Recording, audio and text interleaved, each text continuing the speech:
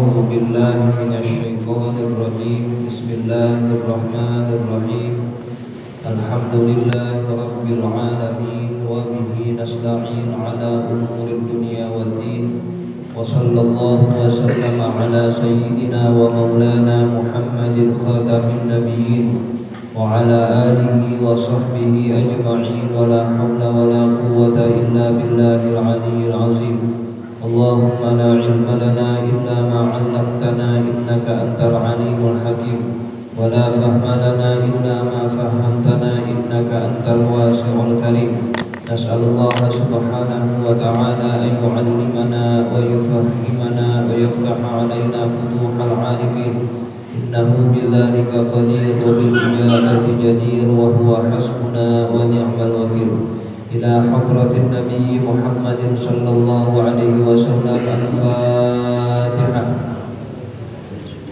بسم الله الرحمن الرحيم. الحمد لله رب العالمين، الرحمن الرحيم، مالك يوم الدين. إياك نعبد وإياك نستعين. اهدنا الصراط المستقيم، صراط الذين أنعمت عليهم غير المغضوب عليهم ولا الضالين. آمين. وإن نظرت إلى ظاهرك وباطنك فلم تطلع فيهما على عيب. Wa in nazarta, dan apabila kau lihat, ila zahirika, kepada zahir, perbuatan yang nampak darimu, wa batinika, dan terhadap batinmu yang tidak nampak darimu, falam taqali' fihima ala aibi, lalu kamu tidak menemukan pada keduanya terhadap satu aib. Wa naqsin, juga tidak ditemukan kekurangan, fi dinin wala dunia, di dalam agama juga dunia. Fa'lam, maka ketahuilah, anna jahlaka bi'uyubi nafsika aqbahu anwa'il hamaqati, bahwa kebodohanmu terhadap aib-aib dirimu itu jenis kedunguan yang paling buruk.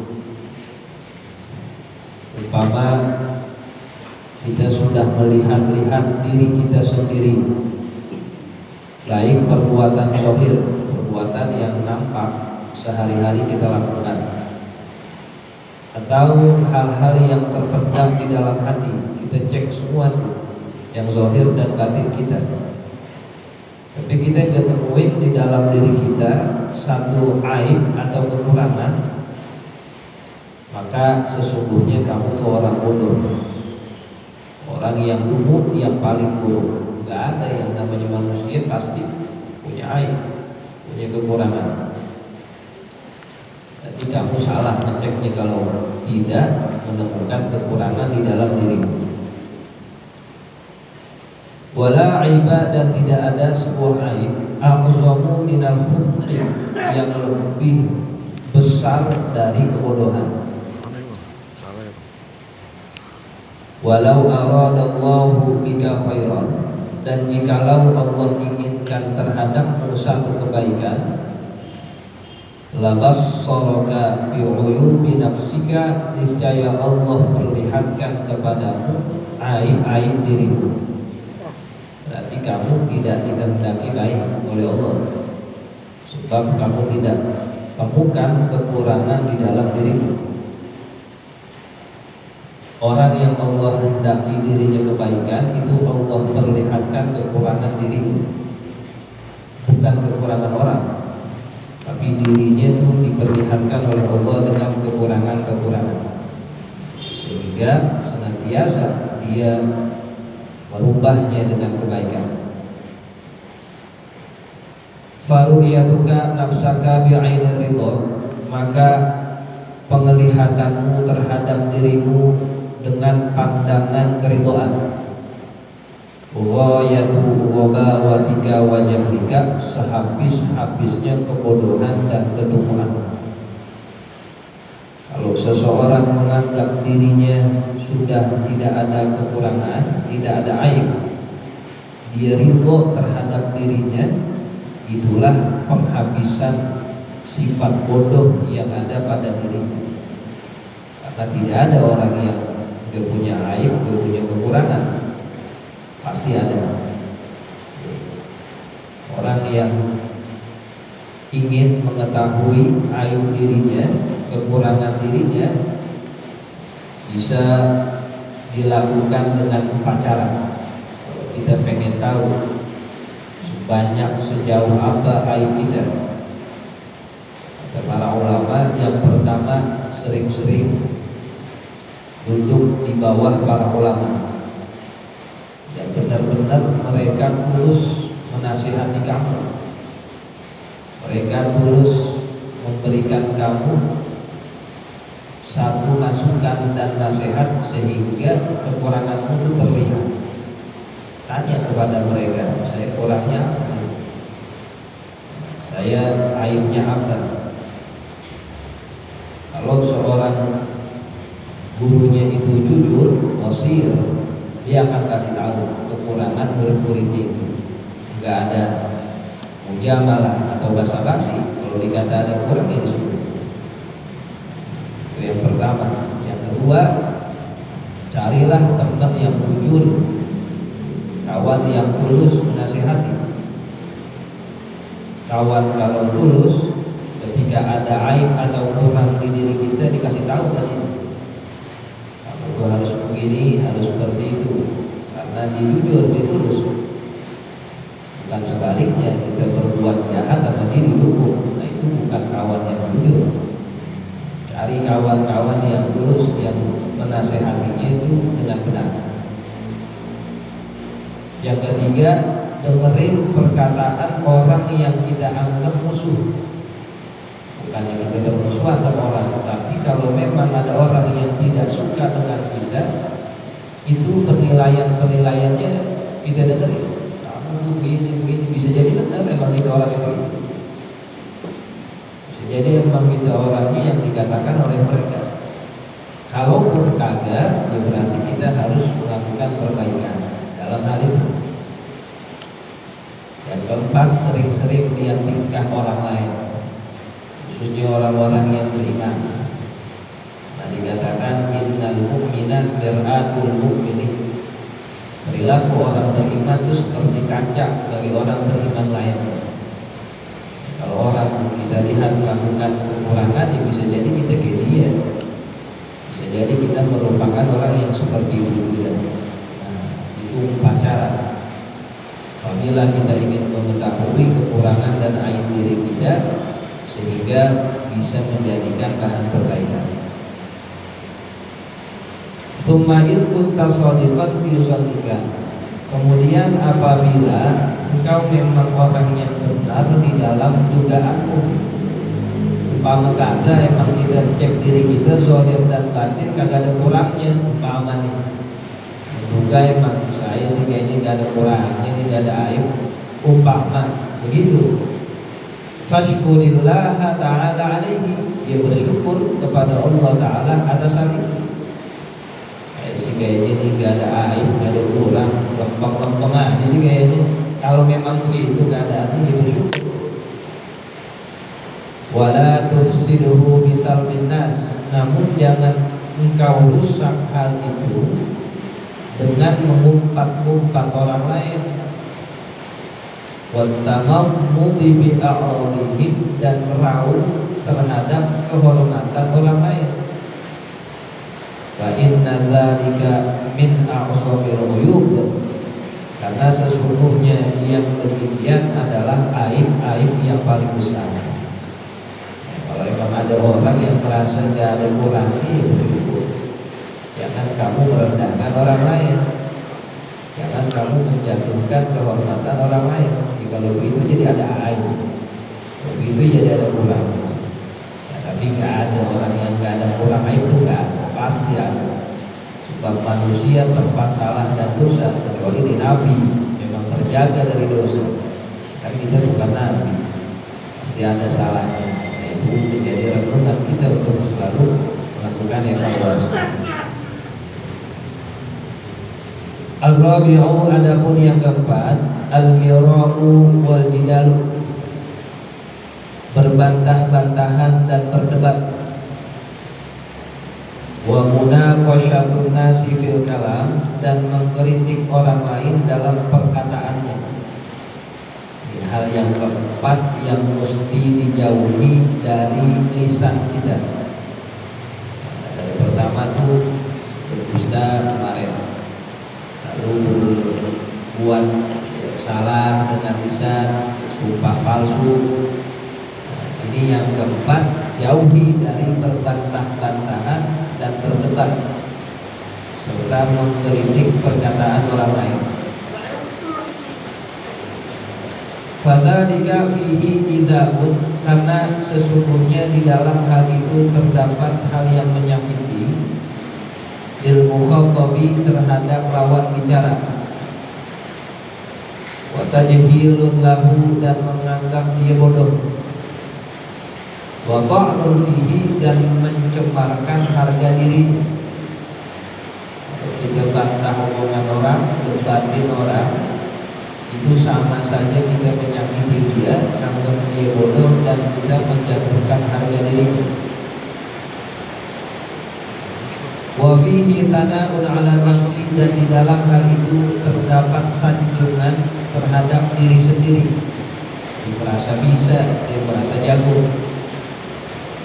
Wa tazkiyatun laha, dan memuji terhadap diri sendiri. Bimazidil fiqhati wal ilmi, dengan kelebihan kecerdasan dan keilmuan. Saya yang bisa, saya yang pintar, saya yang jago, saya yang berilmu. Seakan-akan begitu, meskipun tidak dikatakan. Habis orang didebatin semua, dibantah semua. Itu ada indikasi dia yang paling bisa berarti. Tsumma huwa musyawwishun lil 'aishi, kemudian yang demikian itu dapat mengacaukan bagi kehidupannya. Fa innaka la tumari safihan, karena sesungguhnya engkau tidaklah membantah orang bodoh, illa wa yudhika, melainkan nanti orang itu akan menyakitimu. Nanti satu saat kita akan balas apa yang kamu lakukan, akan dibalas lagi kepadamu. Wala tumari haliman, dan janganlah kamu berbantah-bantahan kepada orang, dan tidaklah kamu berbantah-bantahan kepada orang yang cerdas, illa wa yaqlika, kecuali dia akan membencimu, wa yahqidu 'alaika, dan akan merasa iri terhadapmu. Waqad qala Nabi sallallahu alaihi wasallam, dan sungguh telah bersabda Rasulullah sallallahu alaihi wasallam, man tarakal mira'a, siapa saja yang meninggalkan berbantah-bantahan, fahuwa mubtilun, sedang orang itu salah. Banallahu lahu baitan fi radhatil jannati, niscaya Allah bangunkan bagi dia satu rumah pada pinggir-pinggiran surga.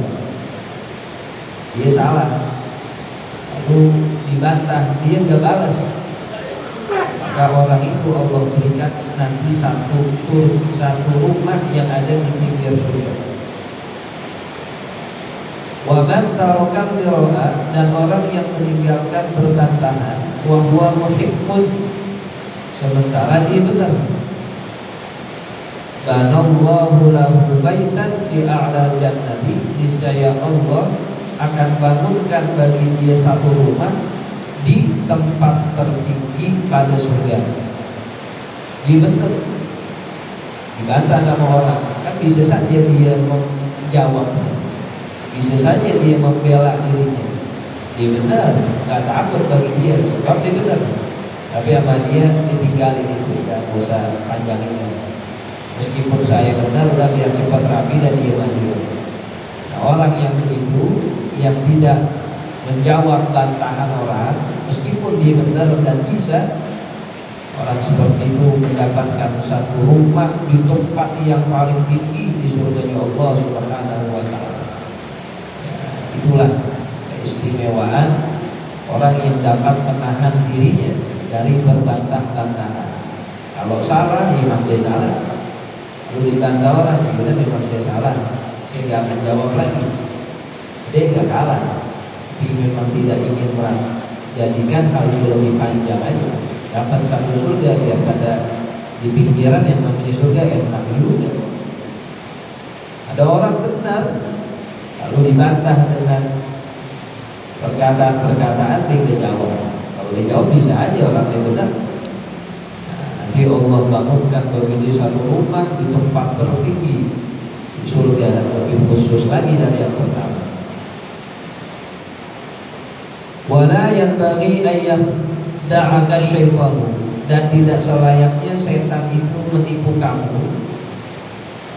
Wa yaqulu laka, dan dia berkata kepadamu, azhiril haqqa, tampakkanlah kebenaran. Kata setan, kamu benar, ayo kau ngomong, tampakkan, perlihatkan itu kebenaran. Wala tudami fihi, dan janganlah kamu bersikap lunak di dalamnya. Fa inna syaitana abadan, karena sesungguhnya setan selama-lamanya yastajirul haqqa, menarik orang-orang bodoh, ila syarri, pada keburukan, fi ma'ridil khairi, di jalur kebaikan. Setan, kamu kan benar, untuk bela diri kamu, ungkapkan hal yang benar itu. Awalnya begitu, tapi lama-lama itu setan mempermainkan kita. Fala takun tuhkatan di syaitan, maka jangan jadikan dirimu bahan tawaan setan. Fayaskhurubika, sehingga setan mengejek kamu. Fa izharul haqqi, maka menampakkan kebenaran itu hasanun, baik. Ma'aman yaqbaluhu minka, kepada orang yang dapat menerima kebenaran itu darimu. Wadzalika, dan yang demikian, biqariqin nasihati, dengan jalan menasihati, fil khufyati, pada keadaan yang kosong, yang sepi. La biqariqil mumarati, bukan pada jalan dengan perdebatan dan perbantahan. Kata setan, ayo tuh kamu kan benar, bela. Kita lagi dipermainkan tuh. Kalau memang kamu ingin menampakkan kebenaran, bukan caranya dengan berbantah-bantahan. Kamu nasihati orang itu dalam keadaan sepi, bilangin, bukan berdebat. Kamu itu seperti ini, seperti itu lebih baik, dan itu niatnya lebih benar. Kalau berbantah-bantahan, dilihat banyak orang, nah itu bukan menampakkan kebenaran, itu menampakkan diri kita ya, dengan satu hal yang bisa jadi salah. Kata setan, karena diri dia udah nganggap dirinya baik, karena tidak orang, saya lebih benar, saya ini, karena kita jebakan setan. Jangan mau menjadi bahan tawaan setan.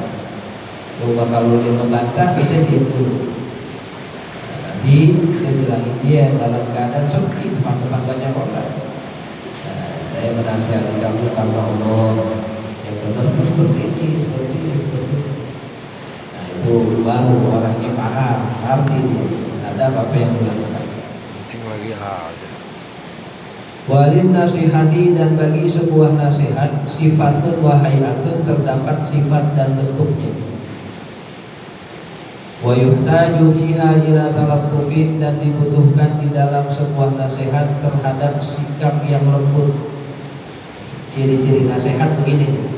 Kalau emang kita mau menasihati orang, caranya seperti ini. Di luar ini bukan nasihat namanya.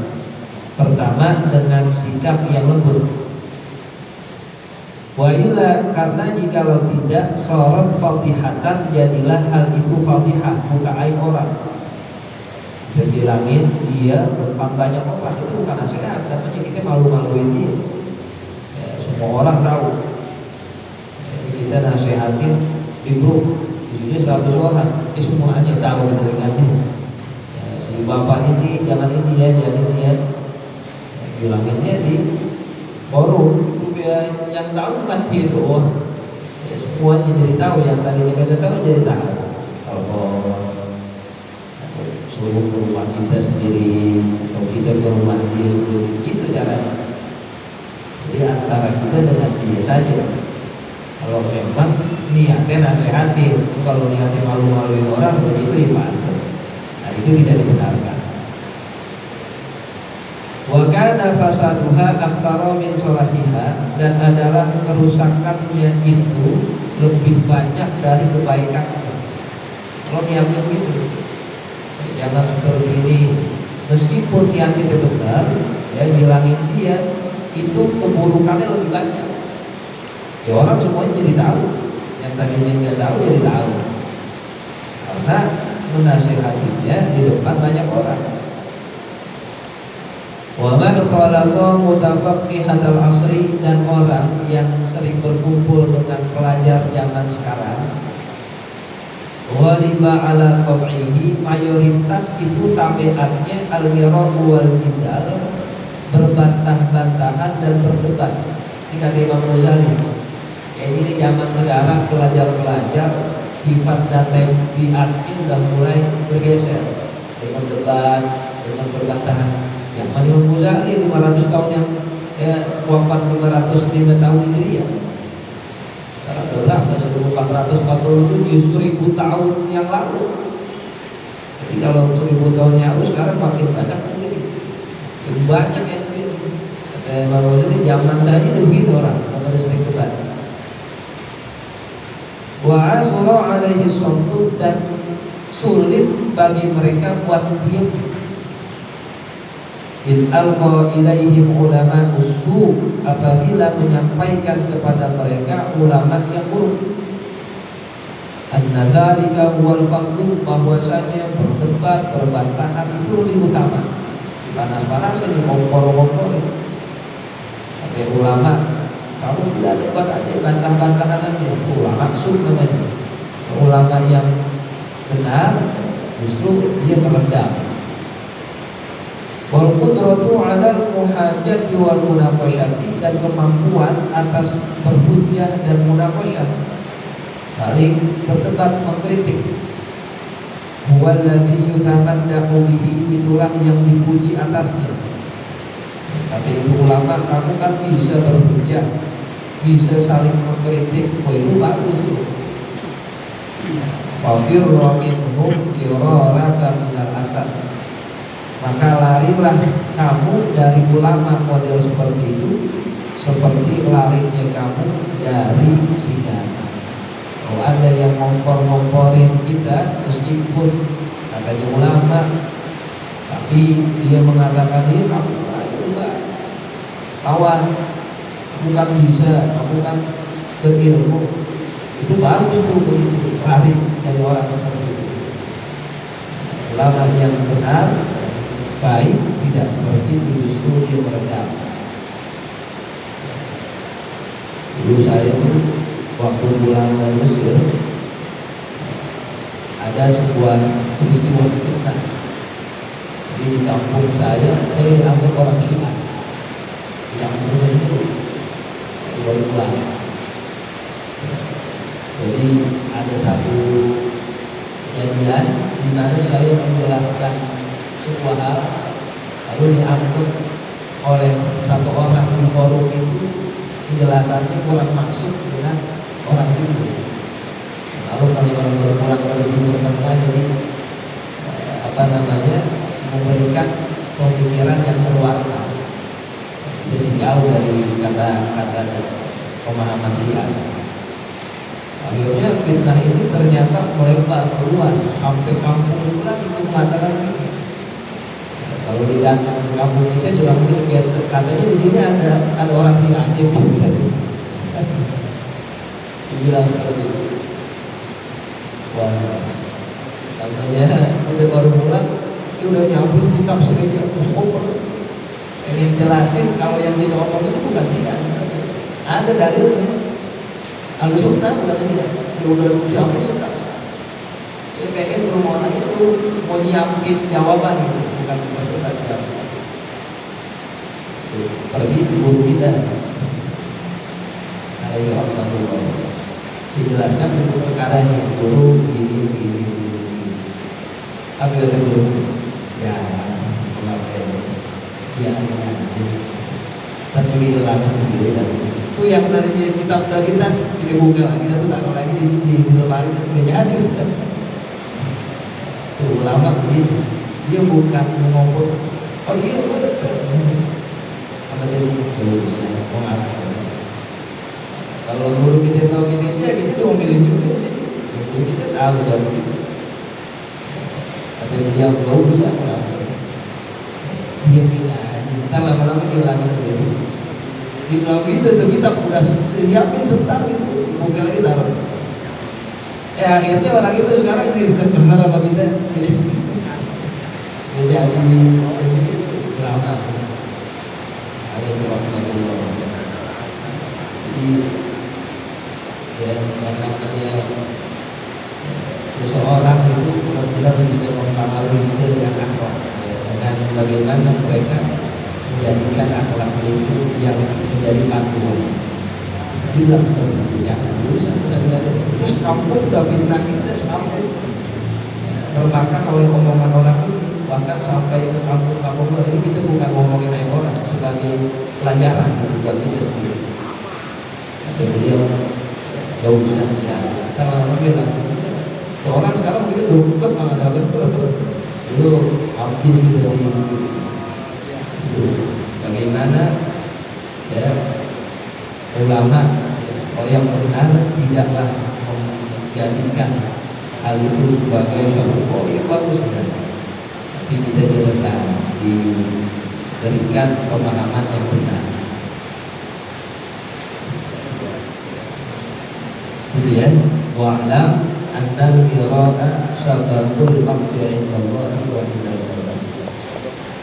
Para jamaah sekalian, sebagaimana yang kemarin sudah kita katakan, sehubungan dengan datangnya bulan suci Ramadan, maka hari Jumat besok, Jumat tanggal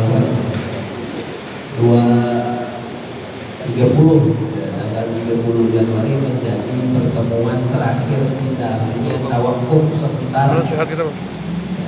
Hubungan dikit lagi datang bulan suci Ramadan ini udah 2 atau 3 Sya'ban. Jadi biasanya sebelum datang bulan suci Ramadan, sebelum nisfu Sya'ban itu pengajian di tawakuf. Tawakuf itu artinya berhenti sementara karena persiapan bulan suci Ramadan. Semoga nanti kita masuk bulan puasa lebih fresh lagi, lebih semangat lagi. Maka dari itu pada Jumat yang akan datang 30 Januari insyaallah menjadi pertemuan terakhir kita sebelum Ramadan. Mudah-mudahan jamaah semua dapat menghadirinya dan diberikan panjang umur, sehat walafiat sehingga kita bisa masuk bulan Ramadan, puasa lagi, tarawih lagi, ibadah lagi, lebih dekat, lebih intim lagi dengan Allah Subhanahu wa taala. Masuk Syawal, nanti setelah Syawal panjang umur semua kita lanjutkan lagi ta'lim atau pengajian kita yang diadakan pada Masjid Al-Huda di hari Jumat Subuh. Mudah-mudahan itu semua bisa terlaksana. Mudah-mudahan juga besok pertemuan yang terakhir para jamaah bisa menghadiri. Bismillahirrahmanirrahim. Alhamdulillahirabbil alamin. Hamdalillah wa anahu wa yukafi'u mazidah.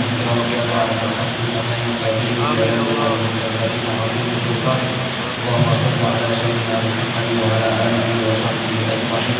Allahumma inna nas'aluka rahmatan min indika wa mursalin wa rahmatan ilahi qawli. Allahumma awwalna bi'ilmi wa zayyinna bi'ilmi wa akhirna bi'taqwa wa jamilna bi'afiyah.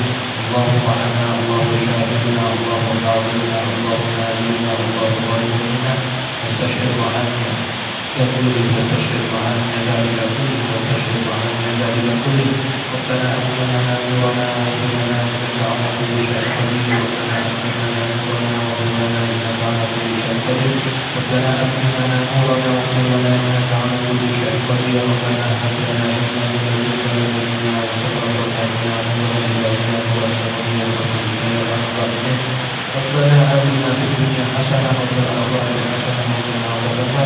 sallallahu ala sayyidina Muhammad wa ala alihi wasallam. Subhana rabbika rabbil izzati amma yasifun wa salamun ala al mursalin